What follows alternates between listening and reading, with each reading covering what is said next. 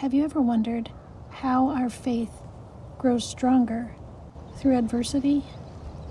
It's common knowledge that it does. God's word tells us that it does.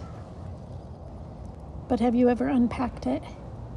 Tried to figure out how it works? I think that one of the reasons is that suffering humbles us. I'm talking about acute suffering, the kind that alters our souls and minds and hearts. Extraordinary suffering, the kind that brings us to the rock bottom and makes us question everything. Before that kind of suffering, when life seems pretty good, we can get pretty cocky, pretty confident.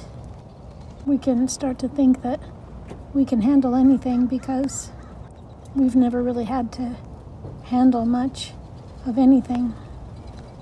But the kind of suffering that waylays us completely, the kind that changes our lives, that kind of suffering is debilitating.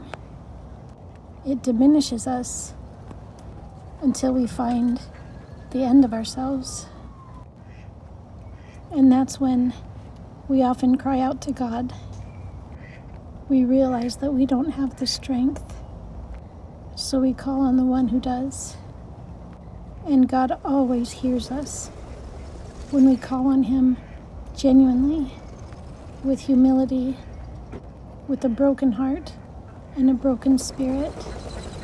And when we cry out to him in those moments, he always hears us and he always answers, even if it's not immediate or not in the way you were anticipating.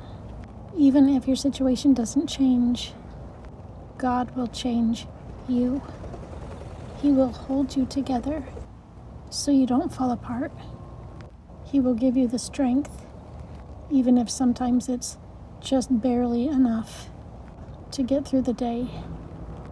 He will carry you.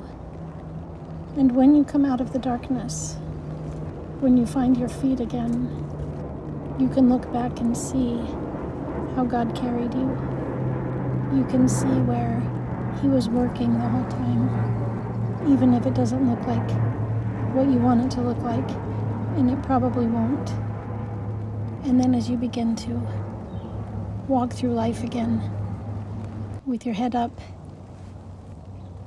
you'll feel stronger because you'll be stronger. The world will look a little different. Your priorities will change.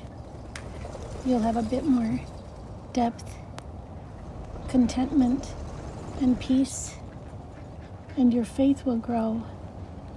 And not because you believe that now your suffering is over. Not because you think everything will go back to being perfect.